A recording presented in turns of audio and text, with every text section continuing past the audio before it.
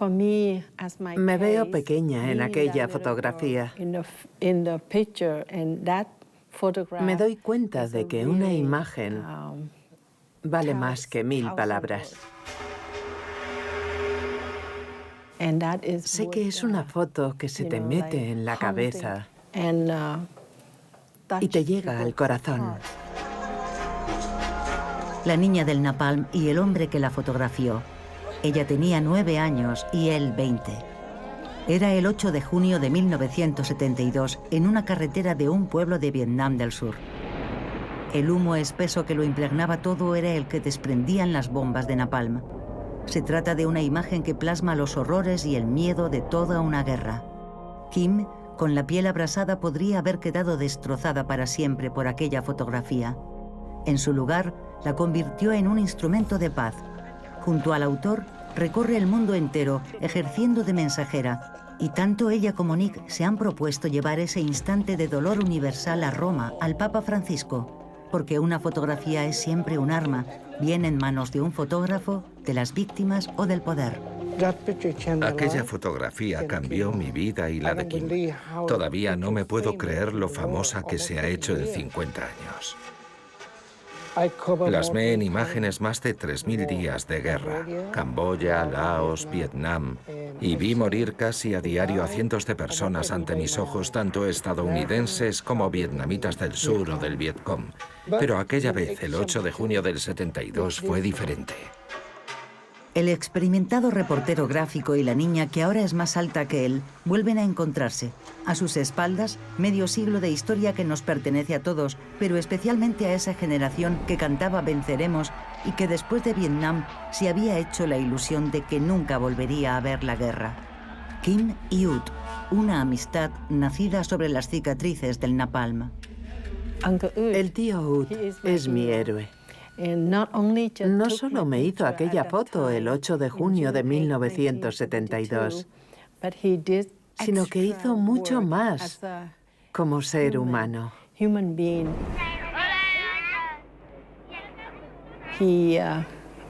Dejó su cámara de fotos y me llevó al hospital más cercano.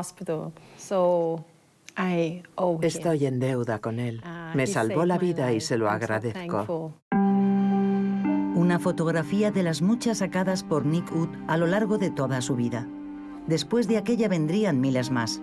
Una exposición en Milán vuelve a celebrarlo y Kim lo acompaña. La guerra de Vietnam no terminó con la publicación de esa imagen, pero sin duda la opinión pública estadounidense e internacional quedó tan conmocionada por ella que la presión sobre el gobierno aceleró la retirada del ejército estadounidense. Vi por primera vez aquella fotografía en un libro de texto del colegio y comprendí que era una injusticia que no debía repetirse. Pero por encima de eso, invitaba a reflexionar sobre qué significa el cuerpo de una víctima en tiempos de guerra. El cuerpo de la víctima es el testimonio de lo que les ocurre a los civiles. El cuerpo de una niña castigada por algo de lo que ella no es culpable. ¿De quién es la responsabilidad? Esa fotografía suscita en mí una fuente de interrogantes. ¿Por qué sucede? ¿Era evitable? ¿Puede volver a ocurrir? Antes de llamarse La niña del napalm, el título de la foto era Los horrores de la guerra. Cero sonrisas. El icono perfecto del siglo XX, el siglo más violento de la historia, con 2 guerras mundiales, millones de muertos, el Holocausto, la bomba atómica y Vietnam. Creo que una fotografía solamente se convierte en un icono porque la gente la mira, la aprecia, la recuerda, habla de ella y vuelve a mirarla. Un icono es algo que permanece en la conciencia colectiva durante años, a veces durante generaciones. Y es algo que no se puede predecir, no se puede forzar, no se puede crear artificialmente. Es algo que sucede sin más y que es imposible de controlar. Es como una canción o un cuadro especial que captan la imaginación de la gente y pasan a formar parte del tejido social, de la historia, de la sociedad. Estados Unidos, en la lógica de la Guerra Fría, quería impedir la expansión de Vietnam del Norte dirigida por el comunista Ho Chi Minh. En 30 años de conflicto entre Vietnam del Norte y Vietnam del Sur, murieron 58.220 soldados estadounidenses, 250.000 hombres del ejército de Vietnam del Sur, 1.100.000 combatientes de Vietnam del Norte y del Vietcong y 2 millones de civiles entre el norte y el sur del país. Probablemente es una de las pocas fotografías de la guerra de Vietnam que han influido en la forma que tienen los estadounidenses y el mundo entero de ver la guerra de Vietnam. El cuerpo de una niña que grita al espectador es para quien quiere ser el narrador de una guerra o de un conflicto. El símbolo del testimonio, el símbolo del valor del testimonio. Eso es lo que significa esa foto para mí. Demuestra que, una vez que uno la ha visto, no puede fingir que no la ha visto. Carnicería de Vietnam. Así se definió aquella guerra basada en los bombardeos con napalm. Estados Unidos lanzó 380.000 toneladas. Luego se descargaron 14 millones de toneladas de bombas con agente naranja, un defoliante con dioxinas utilizado para expulsar al Vietcong, la guerrilla del norte de Vietnam. Atrapados en medio, un enorme número de víctimas civiles, entre ellas Kim Phuc. Creo que en aquella ocasión el fotógrafo no retrató simplemente a una niña, sino que fotografió lo que narraba aquella niña que corría abrazada. Aquella niña relataba los estragos que estaban causando en Vietnam los bombardeos con armas que desde entonces, casualmente, han sido prohibidas. Hoy, el napalm está teóricamente prohibido. Es fósforo blanco, pero aunque está prohibido, de hecho no es así. Yo lo he visto utilizar, así que no lo está. Fotógrafos y periodistas son testigos ayer y hoy. Pero Vietnam fue la última guerra en la que era posible circular libremente por el terreno. A partir de Irak, los reporteros se vieron obligados a desplazarse acompañando al ejército. La prensa incorporada. Ser fotoperiodista en Vietnam era muy fácil. Todos contábamos con la ayuda del gobierno vietnamita y de los estadounidenses. Después de la guerra de Vietnam, todo cambió. En Irak, el presidente George Bush puso fin a la cobertura mediática de la guerra. Ya no se nos permitió cubrirla como habíamos hecho en Vietnam. En la Segunda Guerra Mundial, los corresponsales no siguieron la guerra. Hubo algunas excepciones, como por ejemplo un ruso, que es también uno de los más grandes escritores del siglo pasado, Vasily Grossman. Pero en general, los corresponsales de guerra occidentales no siguieron la guerra de cerca con las tropas. En Vietnam teníamos total libertad para ir a donde quisiéramos. Bastaba con que tuvieras una tarjeta que te daban los estadounidenses.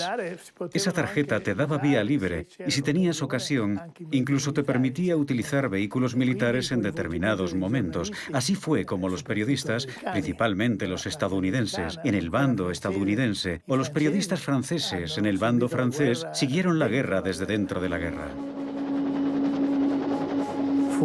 Fue una de las grandes ocasiones para hacer fotografías dramáticas, porque la guerra azotaba a todos los rincones del país y a menudo a la población civil, sometida tanto a la guerra en sí como a los bombardeos y el napalm. Todos los fotógrafos que trabajaron en Vietnam recuerdan que gozaban de una extraordinaria libertad para acceder a distintas situaciones y campos de batalla, de una manera que no volvería a repetirse en la historia. El eco de las imágenes de Vietnam convenció al Pentágono de que no era conveniente que los fotoperiodistas tuvieran total libertad y con el tiempo se fueron moviendo de manera más controlada hasta llegar a las llamadas nuevas guerras, las guerras de Oriente Medio en el cambio de milenio, cuando las únicas imágenes que se difundían eran las de los misiles en una noche verdosa que hacían que la guerra pareciera un gran videojuego. Hoy, con un teléfono móvil e Internet, cualquiera puede tomar y difundir imágenes, sean cuales sean las condiciones. La fotografía sigue siendo un arma, no solo en manos de profesionales, y no necesariamente un arma eficaz. La notable abundancia de imágenes provoca que la verdad y las emociones a duras penas vean la luz. De los últimos tiempos, ¿qué fotografía se podría decir que ha tenido el mismo impacto en nuestras conciencias que la fotografía de la niña huyendo del napalm? Es difícil centrarse en una gota de agua en medio de una tormenta. Y la información de hoy es una tormenta, un flujo continuo de imágenes que nos interpelan. Puede que alguna nos emocione, pero al día siguiente llegará otra que nos emocionará aún más. Por otro lado, nunca he creído en la retórica de la fotografía de guerra como herramienta antibelicista. Uno hace fotos de guerra, las muestra en el periódico y luego se monta todo un espectáculo alrededor de eso.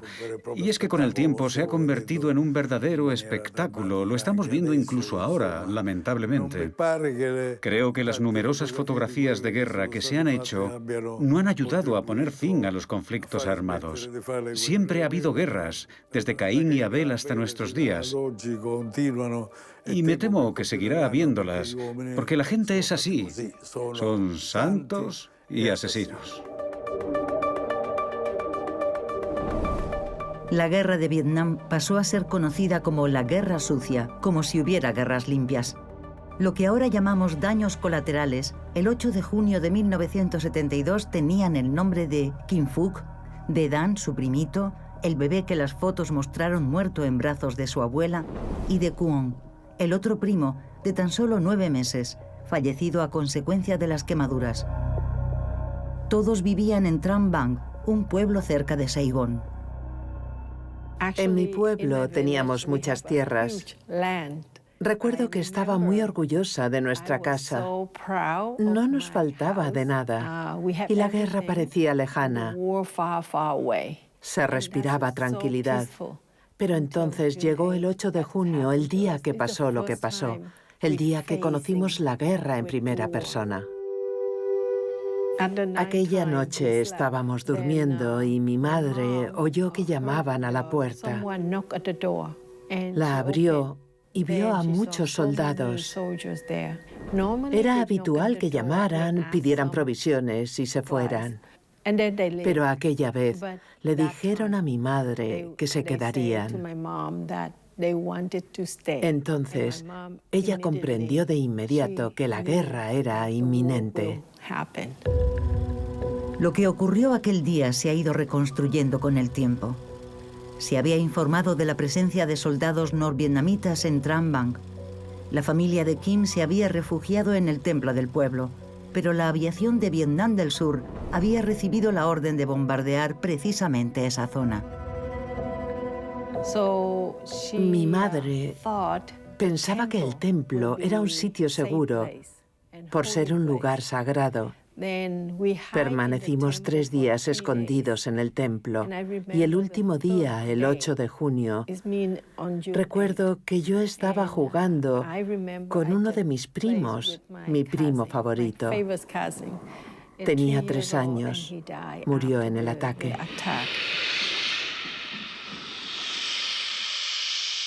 Mientras tanto, en la zona se habían apostado ya varios equipos de televisión y numerosos fotógrafos, entre ellos un joven de Associated Press, Nick Ut. Se había corrido la voz de que el pueblo había sido atacado por el ejército del norte. Le dije a mi jefe que quería ir, que iría a primera hora de la mañana. Voy de camino hacia allí. Mi chofer y yo llegamos a unos 300 metros de la pagoda. Fuimos testigos de un intenso bombardeo del pueblo a lo largo de la mañana.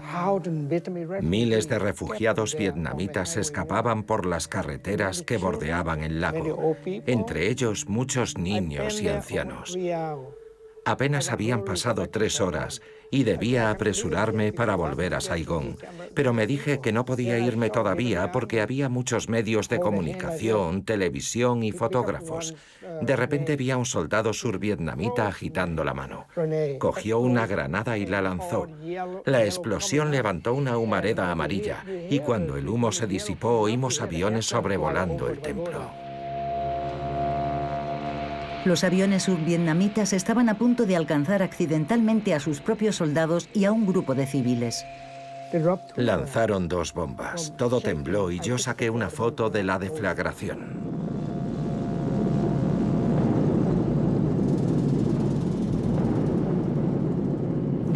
Unos 3 minutos después llegó otro avión. Para fotografiarlo había montado un objetivo de 300 milímetros. Enfoqué y vi caer 4 bombas. 4 explosiones de napalm.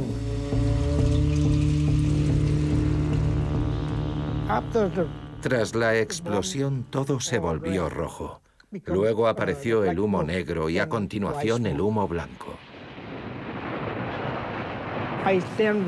Yo había salido de la pagoda y me encontraba a unos cientos de metros. El calor era descomunal porque estábamos muy cerca. Entonces vi a 2 personas que llevaban a unos niños en brazos. Estaban muertos. Una de ellas era la abuela de Kim Phuc, que llevaba en brazos a un niño con quemaduras graves. Y yo estaba allí de pie con otros fotógrafos. No dejé de sacar fotos y a través del visor vi a una niña corriendo con los brazos extendidos. La miré y me pregunté, ¿pero por qué va desnuda? Entonces corrí hacia ella. Quería entender qué había pasado realmente. Vi que tenía un brazo muy quemado. Y cuando pasó a mi lado, vi que tenía todo el cuerpo quemado. Pensé que le quedaba poco tiempo de vida. Dejé inmediatamente las cámaras en la carretera y pedí a un soldado que me diera un impermeable para cubrir su cuerpo desnudo. El napalm tiene una consistencia viscosa. Se adhiere a todo aquello con lo que entra en contacto, incluida la piel humana, y provoca quemaduras. El agua hierve a 100 grados, mientras que el napalm alcanza los 3000.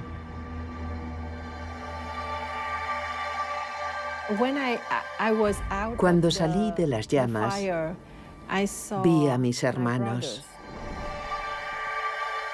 Yo estoy en el centro y en las fotos salen 2 de mis primos. Y detrás de mí se ve a unos soldados survietnamitas que también corren con nosotros.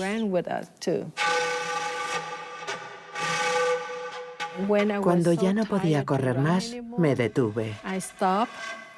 Grité, me abrazo, me abrazo. En aquel momento a mi alrededor solamente había soldados. Recuerdo que uno de ellos me dio agua para que bebiera.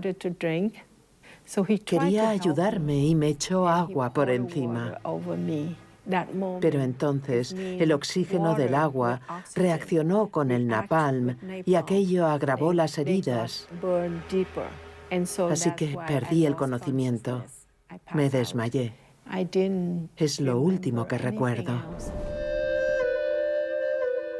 El napalm inflama cualquier partícula de oxígeno con la que entra en contacto. El agua contiene oxígeno. El agua en la piel de Kim es como echar gasolina al fuego. Corroe la carne, los músculos y los tendones.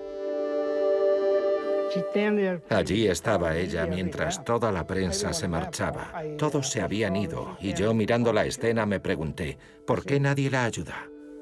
Si yo también me voy, seguro que morirá. Abrí la puerta de la furgoneta y todos los niños se metieron de un salto. Cogí en brazos a Kim y también la subí. Se sentó en el fondo de la furgoneta. Su hermano no se separaba de ella y Kim decía entre gemidos: me muero, hermanito. No paraba de llorar. Todos los niños lloraban. Le dije a su hermano: llegaremos pronto al hospital, ya estamos cerca. 25 minutos. Detuvimos la furgoneta a las puertas del hospital. Abrí la puerta y entré corriendo. Dije a la enfermera y al médico: tengo un grupo de niños heridos por napalm. Me pidieron con la mano que me marchara, que los llevara al hospital de Saigón, que allí no. Me enfadé mucho al ver que no querían ayudarla. Les enseñé mi carné de prensa y les dije: soy fotoperiodista, trabajo en los medios de comunicación. Si la dejáis morir, mi foto acabará en los periódicos más importantes del mundo. Entonces les entró el miedo y se la llevaron dentro al instante. Y todos los niños la siguieron. Vendaron a Kim, pero estaba tan grave que la llevaron a una habitación con los moribundos, donde la dejaron desatendida 2 días. Le había sonreído la suerte. Aquellas vendas evitaron el contacto con el aire y eso le salvó la vida. 17 operaciones y un dolor crónico la acompañarían para siempre. Todavía no me entra en la cabeza que el hombre haya creado el napalm. ¿Cómo se entiende que se utilice esa arma para destruir a seres humanos? Es increíble. No solo he tenido que soportar la fealdad de mis cicatrices, sino también el intenso dolor. Incluso ahora, después de 40 años, sigo necesitando tratamiento para las quemaduras que me cubren la espalda, el cuello y los brazos. Entre el día en que se tomó la fotografía y el momento de su publicación transcurrieron menos de 24 horas. El 9 de junio aparecía en la portada del New York Times. Kim la vio muchos meses después. Había cumplido 10 años y le dio mucha vergüenza verse desnuda. Nada comparado con la vergüenza del mundo. Esta fotografía estuvo a punto de ser censurada porque iba en contra de las normas de Associated Press que prohibían la publicación de cualquier desnudo frontal integral. Era una preocupación puramente formal. Y el director de Associated Press en Vietnam, Horst Fast, amenazó con dimitir si censuraban la publicación. Una vez revelados los negativos, mi editor fotográfico, que era japonés, los miró fotograma a fotograma y llegó a la foto de Kim corriendo. Me miró extrañado y me dijo: Nikki, ¿por qué hay una niña desnuda en tu foto? No creo que ningún periódico quiera publicar esta foto. Le dije a mi jefe que la habían quemado con napalm, que no estaba desnuda. Entonces vino el director.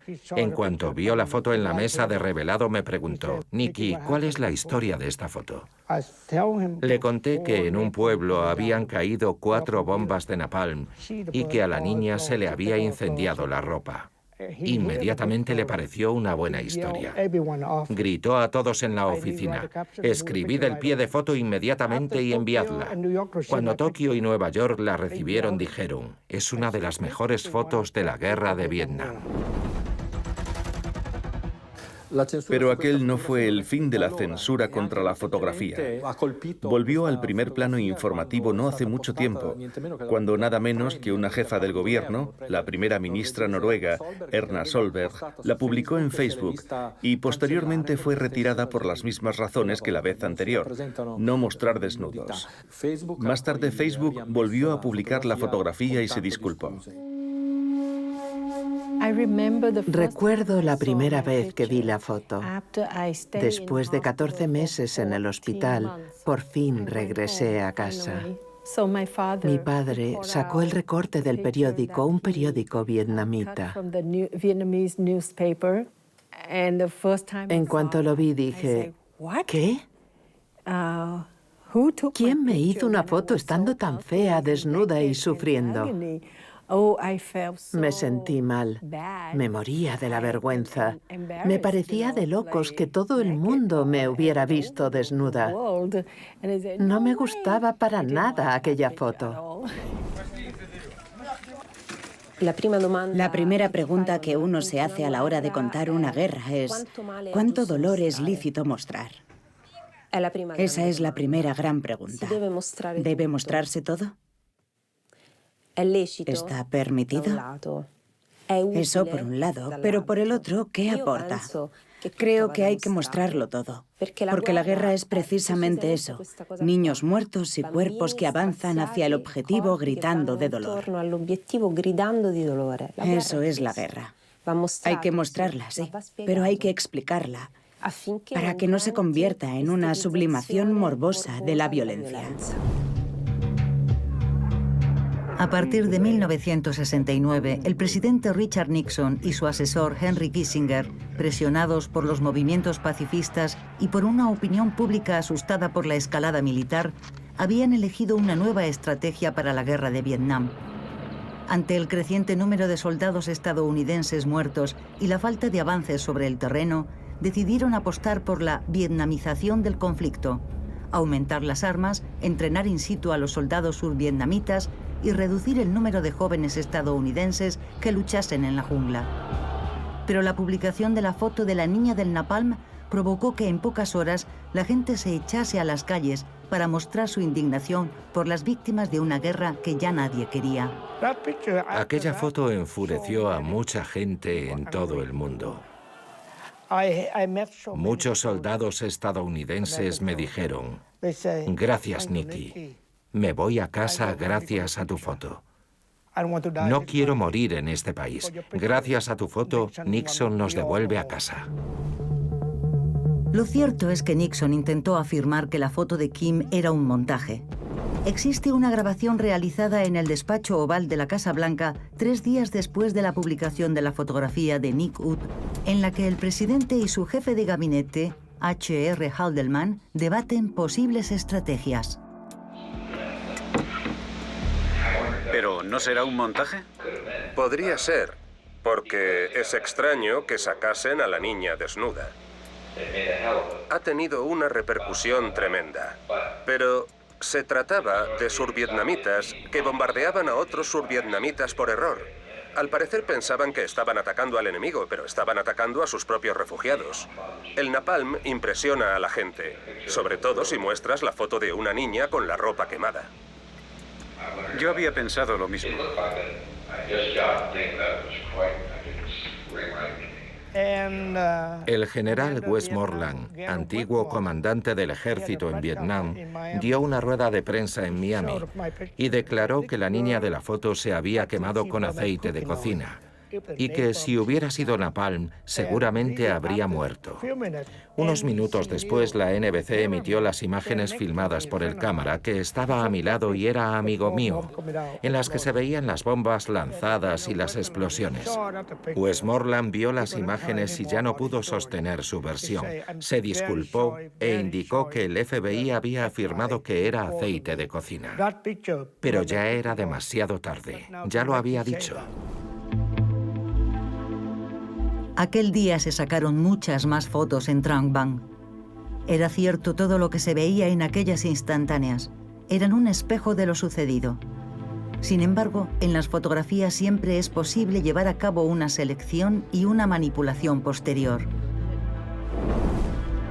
Incluso en la de la niña del napalm, que lejos de distorsionar la verdad, la hace más eficaz. No obstante, la diferencia es muy sutil y desde hace tiempo suscita muchas preguntas. De aquel reportaje salieron muchas fotografías más, pero solo una alcanzó la fama. Las otras también muestran quién estaba en la escena, quiénes eran los otros trabajadores y los otros fotógrafos. Pero en la instantánea que se ha hecho famosa también había otros personajes. La fotografía se cortó por la derecha para excluir la presencia de un fotógrafo. ¿Por qué se cortó? Por razones de equilibrio, por razones estéticas, por razones formales, pero especialmente porque la presencia del fotógrafo dentro de la fotografía cambia el impacto visual de la imagen. Hace que nos demos cuenta de que no estamos viendo un mero acontecimiento, sino un acontecimiento mediático. Está claro que aislar a una víctima de su contexto parece potenciar la eficacia de la fotografía. Pero esa no es la realidad, sino un trozo de la realidad. El fotógrafo Luigi Ghirri decía que la fotografía es el umbral. Y el umbral es lo que decides excluir, no lo que decides incluir. Creo que ese es precisamente el problema de nuestra información visual de los últimos 15 años, que hemos sucumbido al engaño de acercar la cámara muchísimo,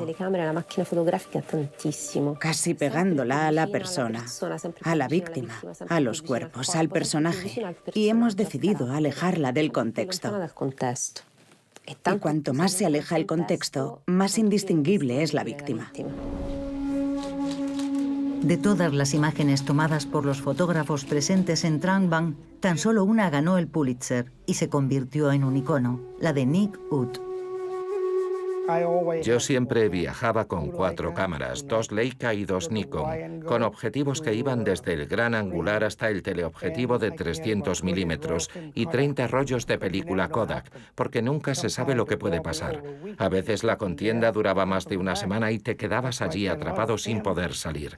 Por eso iba cargado con tantos rollos de película y tenía las 4 cámaras preparadas para cuando lanzaran el napalm. Cuando Kim viene corriendo se ve claramente a otro fotógrafo cambiando el carrete. El fotógrafo recortado de la foto que acabó en tantas portadas es el estadounidense David Barnett. Cuando David coincidió con Nick en la carretera en llamas de Trang Bang, tenía 26 años, 5 más que él. Medio siglo después, recuerdan aquel día. David, han pasado 50 años. ¿Recuerdas aquel 8 de junio de 1972? Por supuesto. Recuerdo perfectamente aquellos momentos. Es la historia de siempre. Yo estaba cargando un carrete en mi vieja Leica. Esta es una de las cámaras que utilicé en aquel viaje. Sabes perfectamente que estas son las cámaras más difíciles de cargar. Allí estabais tú y Alex Sinkin, que era un joven fantástico que trabajaba para el Washington Post y que ese mismo verano moriría asesinado en un tiroteo en el norte. Vosotros estabais a mi lado, y en cuanto vimos a los niños salir corriendo de entre el humo y venir hacia nosotros, los dos supisteis inmediatamente lo que estaba pasando. Yo no, yo tardé un minuto en comprender la situación. Vosotros dos echasteis a correr por la carretera y 20 segundos después tú sacaste aquella foto. Y un par de minutos más tarde llegué yo. También estaba Chris Wayne, que echó agua de su cantimplora en la espalda de Kim sobre sus quemaduras. Resulta muy curioso cómo funciona la prensa. Por aquel entonces, era imposible predecir lo que ocurriría 24 o 48 horas más tarde, cuando cientos de millones de personas vieran la foto.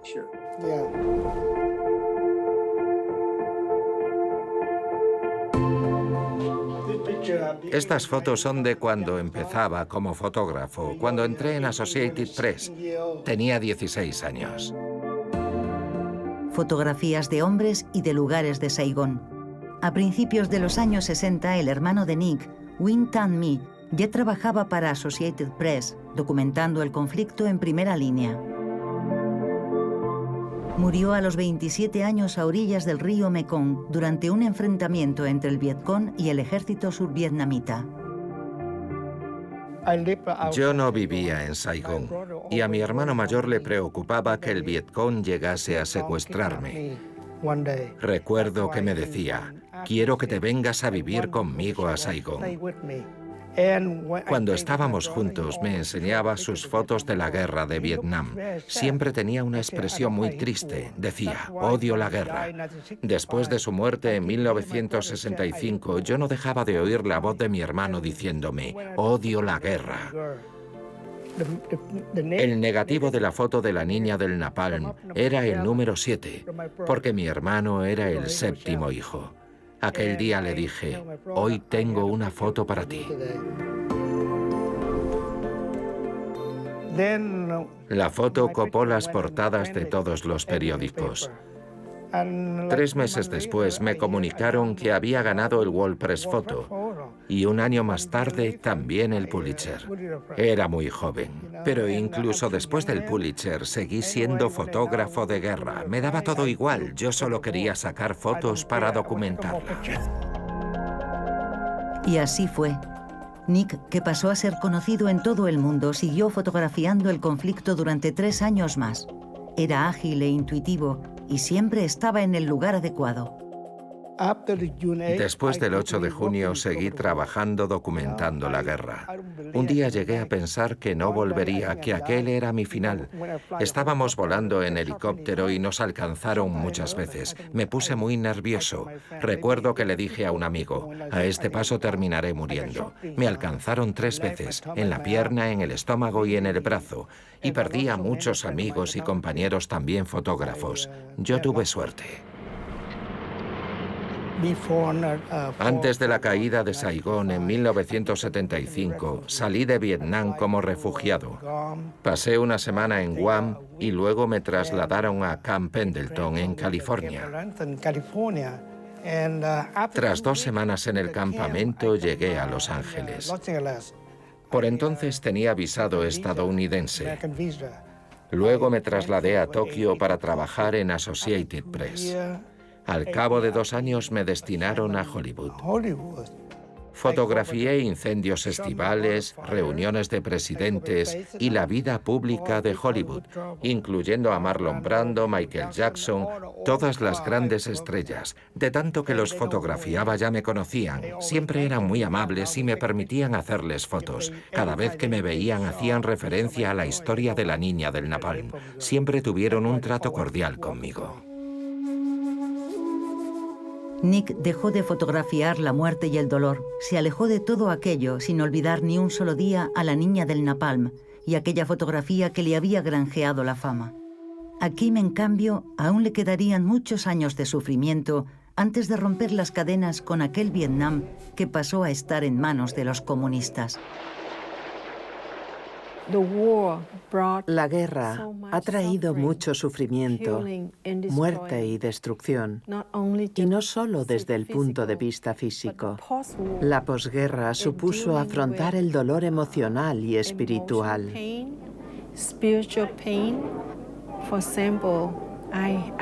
Tuve que procesar el odio, el rencor y la rabia. Todo eso es sin duda mucho más duro que el dolor físico. Al mismo tiempo, Kim entiende que nada volverá a ser como antes. ¿La querrá alguien como esposa? ¿Podrá tener hijos? ¿Cuándo terminarán los dolores y las operaciones? ¿Podrá ponerse al día con sus estudios e ir a la universidad? En 1982 ingresé en la Facultad de Medicina y poco después el gobierno vietnamita me redescubrió. Creo que fue porque muchos periodistas extranjeros venían a Vietnam para entrevistarme. En aquellas circunstancias, el gobierno me obligaba a conceder entrevistas a la prensa extranjera en detrimento de mi intimidad, hasta el punto de que al final me era imposible ir a la facultad. Todavía eran años de la Guerra Fría. La propaganda antiimperialista del gobierno vietnamita era muy activa. La niña del napalm era de nuevo un arma perfecta. Kim no lograba recuperar su vida. Pensaban que yo debía ser un símbolo de guerra al servicio del Estado. Los agentes del gobierno me sacaban de la escuela y me obligaban a tratar con la prensa extranjera.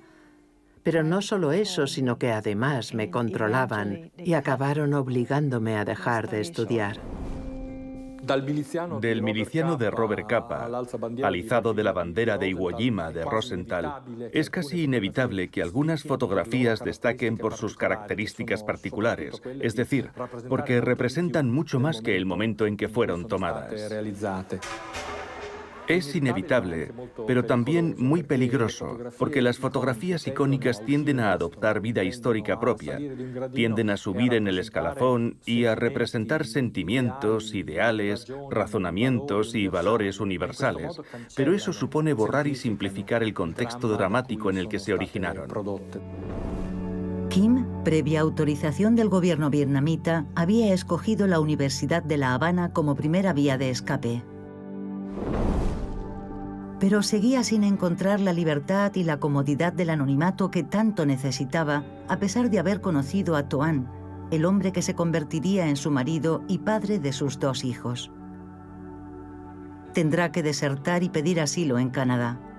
Y será allí donde conseguirá dejar a un lado aquella foto a la que volverá únicamente cuando se sienta capaz de gestionarla sin dejarse aplastar por ella. Kim había quedado reducida a una fotografía, a una mera imagen sin vida. Finalmente escapó y rehizo su vida sin traicionar nunca sus sentimientos y su opinión sobre la guerra. De hecho, se convirtió en embajadora de buena voluntad de Naciones Unidas. Me casé con Toan. Mi marido es del norte de Vietnam y yo del sur. Creo que esto fue posible porque creo en Jesucristo y porque aprendí a amar a mis enemigos, a mi propio pueblo, causante de mi sufrimiento. Yo digo que Él es la encarnación de un ángel. Una vez le pregunté qué pensaba de mis cicatrices. Me dijo, Kim, cada vez que toco tus cicatrices, te quiero aún más, porque sé cuánto sufres. A Kim le concedieron asilo político en Canadá y se convirtió en madre. Durante unos años consiguió distanciarse de su pasado, pero entonces 2 periodistas la localizaron y ella empezó a hacerse de nuevo muchas preguntas. Yo entonces vivía con total libertad en Canadá, feliz tras haber sido madre. Un día, mientras tenía a mi hijo en brazos, miré la foto y se me vinieron todos los recuerdos a la cabeza.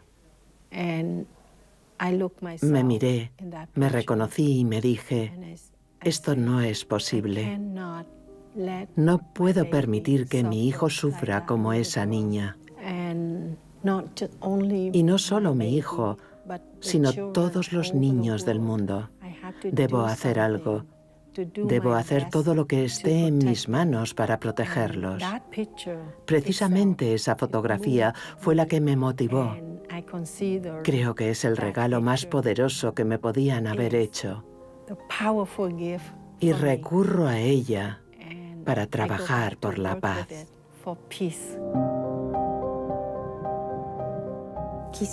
Cualquiera que sobreviva a una imagen así, a su cuerpo violado por una injusticia, carga sobre sus hombros con una gran responsabilidad, que es la de quien ha escrito un trozo de historia con su propio cuerpo. Por esa razón, cualquier persona que ha puesto su cuerpo de víctima y de superviviente al servicio de la historia se merece todo el respeto. Porque si hoy pensamos en Vietnam, todos pensamos en esa imagen. Es la primera que nos viene a la cabeza. Hay otra imagen icónica de la guerra de Vietnam. La sacó en 1968 Eddie Adams, un fotógrafo estadounidense que también trabajaba para Associated Press. Un año más tarde ganaría el premio Pulitzer.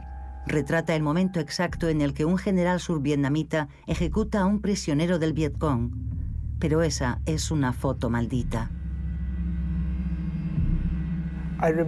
Recuerdo que Eddie llegó a la agencia con todos los carretes. No me contó gran cosa, solo que había hecho una foto terrible. Una foto de un general survietnamita matando a un vietcong de un tiro en la sien. Eddie no se lo podía creer. El general que había apretado el gatillo, el general Loan, era muy amigo suyo. Yo también lo conocía. Nuestros jefes, los jefes de la Associated Press, no querían que se quedara en Vietnam porque habría sido demasiado peligroso para él. Eddie tuvo que abandonar el país inmediatamente y nunca regresó. No querían problemas con el gobierno de Vietnam del Sur. Aquella imagen era increíble y desencadenaba rencor. Cuando me mudé a Estados Unidos quedaba a menudo con Eddie y él me decía, Nicky, tu foto cambió la guerra, mientras que la mía es una foto terrible. Además, el general Loan también tuvo muchos problemas. En 1998, en una entrevista para la revista Time, Eddie Adams diría, el general Loan mató al Vietcong. Yo maté al general con mi cámara. A lo largo de toda su vida, Loan fue insultado y amenazado en Estados Unidos. Una fotografía es el arma más potente del mundo. La gente se cree las fotografías, pero las imágenes mienten. Sin llegar a estar manipuladas, son tan solo medias verdades. La misma guerra, dos instantes inmortalizados y destinos contrapuestos para los protagonistas de las dos fotos más icónicas de Vietnam. Y aquí estamos, 50 años después. Kim ha crecido y se ha convertido en una hermosa joven, esposa y madre. Entonces nadie pensaba que lo conseguiría. Y creo que fue esa fotografía la que la salvó. Es difícil observarla, pero es lo que la salvó. Ese es el poder de una fotografía. Es capaz de detener el tiempo, de contar una historia y de conectar con personas de todo el mundo en un lenguaje que no necesita palabras. Es algo que a día de hoy me sigue sorprendiendo y creo que, en parte, eso explica por qué después de tantos años seguimos siendo fotógrafos.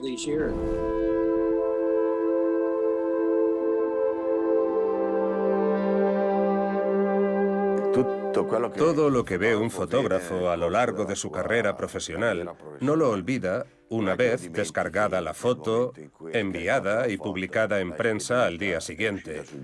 Son cosas que se quedan contigo, que te acompañarán siempre.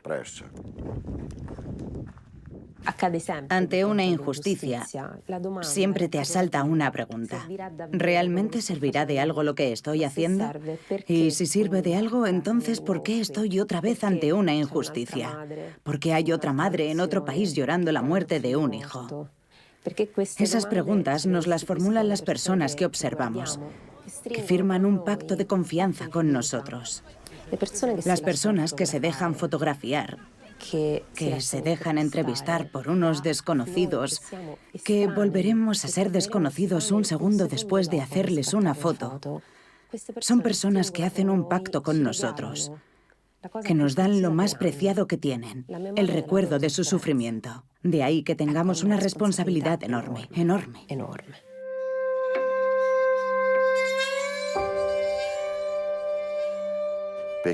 Si pasas un día en una morgue, pisas trozos de cadáveres, o te queda en los zapatos sangre que no sabes de quién es, y luego al llegar a casa tienes que lavarla. Cuando lavas esa sangre, no la miras como si fuera sangre, sino como algo sucio que te tienes que quitar. En el momento en que haces eso, sabes que esa suciedad que te has limpiado volverá a tu cabeza dentro de 1, 2 o 3 meses. Si no eres lo suficientemente fuerte, y ya no digo fuerte, sino que si no estás lo suficientemente motivado, pagarás las consecuencias. Y cuando te hieren emocionalmente, eso no lo solucionas con una pomada o con unos puntos de sutura. Hay cosas que se acumulan y que te las llevas contigo para siempre. Para siempre. El trabajo del reportero de guerra conlleva una responsabilidad hacia los sujetos fotografiados y hacia quienes mirarán las imágenes. pero también absorbe el dolor de cada historia. Eso apenas ha cambiado con el tiempo. Lo que sí lo ha hecho es la sensación de vulnerabilidad de la imagen, fácilmente manipulable en el mundo digital, y la absoluta inconsciencia de millones de fotografías anónimas. La fotografía no era tan invasiva como lo es hoy día. Desconozco cuántas fotografías se suben a diario en las redes sociales, pero seguramente miles de millones. La proliferación de testimonios es enorme. Y la facilidad de manipularlos es tal que no es lo mismo llegar a todo el mundo que informar. Un escritor interpreta lo que ve. Un cineasta, al elegir un encuadre, interpreta lo que ve. Un fotógrafo interpreta lo que ve.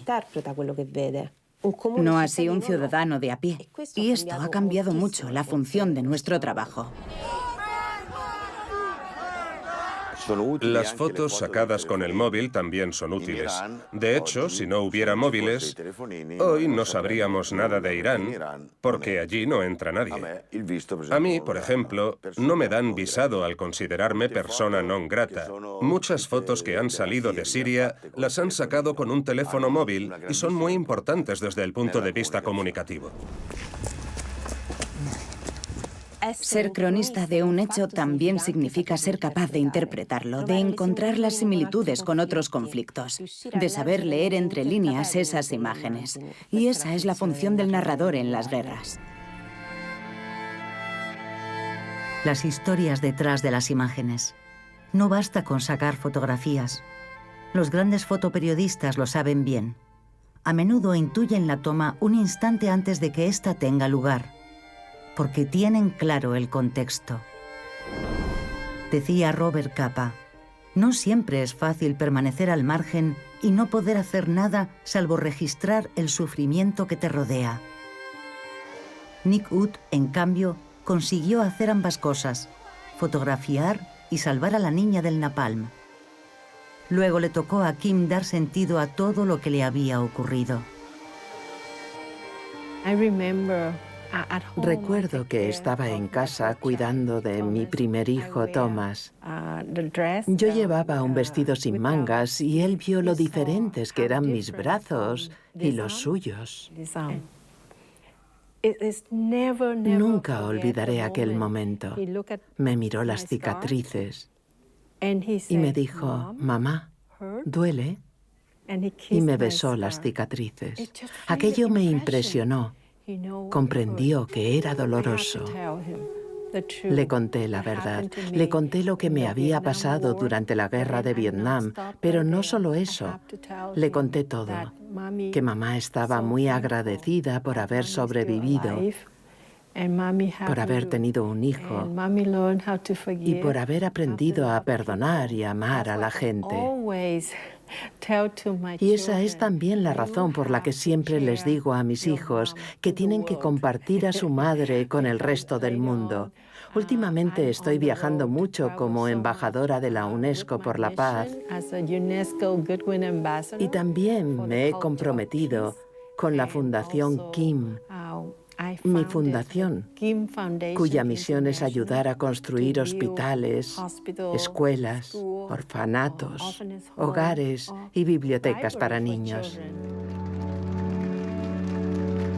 Roma significa para Nick y para Kim el tan ansiado encuentro con el Papa Francisco. No será el último viaje de la niña del napalm, pero sin duda se trata de un destino simbólico en su largo viaje existencial. Para nosotros es un honor y un privilegio que nos haya recibido el Papa Francisco con ocasión del 50 aniversario de aquel momento. La idea fue de Nick Ut. Poder reunirnos con él y entregarle la fotografía ha sido un momento único para nosotros. ¿Puede una fotografía transformada en icono de las atrocidades de la guerra convertirse en símbolo de esperanza? Nosotros, espectadores de nuestro tiempo, ¿somos capaces de ver hoy más allá de esa imagen? Kim Phuc lo ha conseguido lidiando con su dolor, usando la fuerza de su sonrisa y apoyándose en la complicidad de Nick. Ambos nos dicen que el poder y el significado de una fotografía están en nuestras manos y en nuestra mirada.